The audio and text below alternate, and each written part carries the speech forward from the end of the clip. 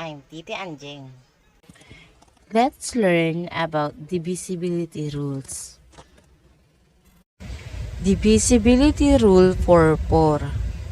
If the number formed by the last two digits of a number is divisible by 4, a number ending with two zeros. For example, 812.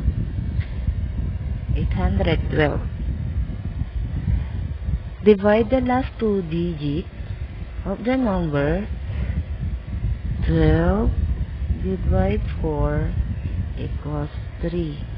So, therefore, 812 is divisible by 4. Let's check.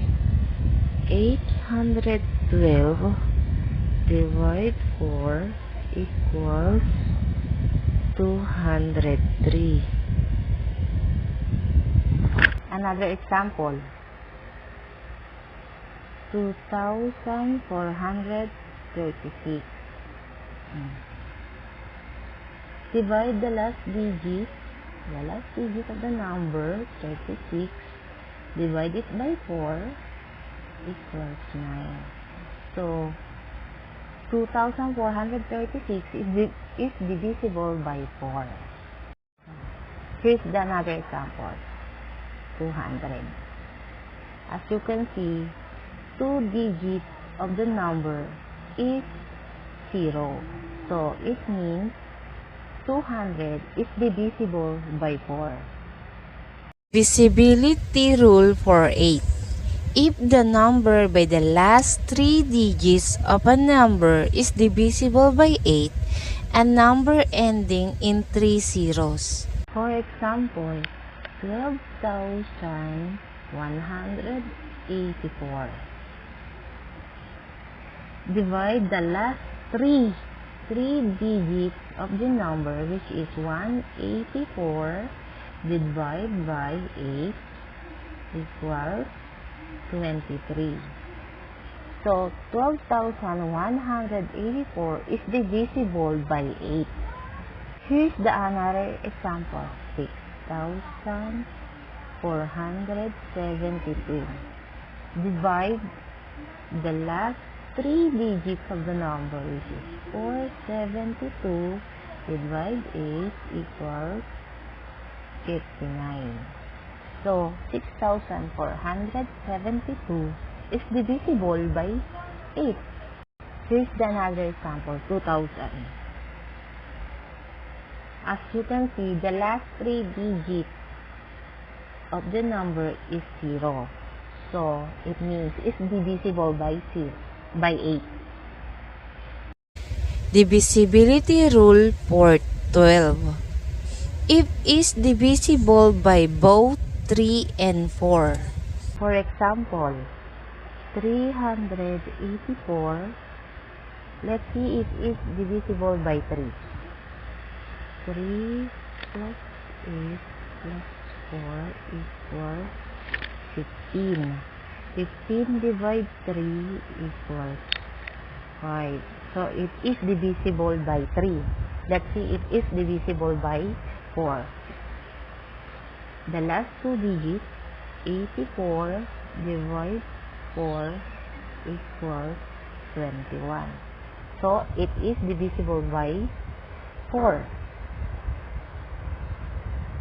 So, 384 is both divisible by 3 and 4. Therefore, it is also divisible by 12.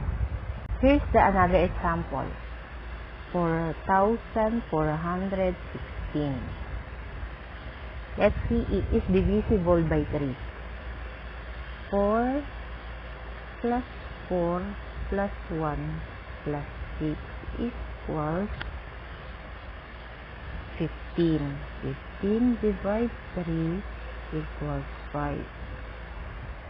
So, 4,416 is divisible by 3. Let's see it is divisible by 4.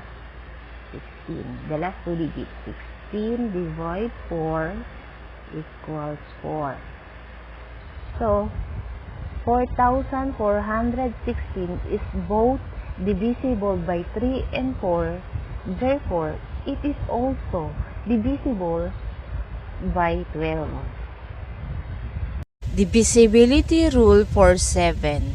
If you double the last digit of the number and then subtract it from the remaining number, the result is divisible or multiple of 7. For example, 91. Multiply the last digit of the number. So 1 times 2 equals 2. Then, minus sa natitirang number. 9 minus 2 equals 7. 7 is a multiple of 7. So, 7 is divisible by 7. Another example, 882. Multiply by 2 the last digit. 2 times 2 equals 4. Then, minus to the remaining number, 88 minus 4 equals 84. So, malaki pa rin yung 84. So, repeat the process. 4 times 2 equals 8. So, 8 minus 8 equals 0. 0 is divisible by 7. Reminder, 0 or any multiple of 7 is divisible by 7. Divisibility rule for 11. If the difference of the sum of the digits in the odd places and the sum of those in the even places is 0 or divisible by 11. For example, 583. Let's add the alternate number, which is 5 and 3. 5 plus 3 equals 8. Then minus in the remaining number, which is 8 minus 8 equals 0. So, 583 is divisible by 11. Here's the other example. 495,946. Let's add all the alternate number, which is 4, 5, 4. 4 plus 5 plus 4 equals 13. And then the other alternate, which is 9, 9, and 6. 9 plus 9 plus 6 equals 24. Now, let's subtract the result that we get. 24 minus 13 equals 11. So, 495,946 is divisible by 11. Now we learn about divisibility rule.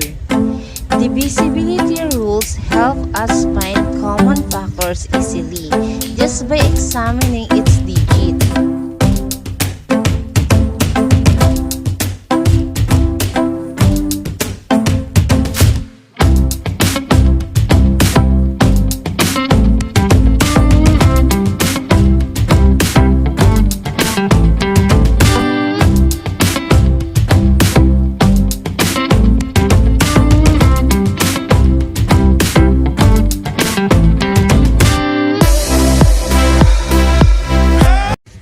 Thank you for watching.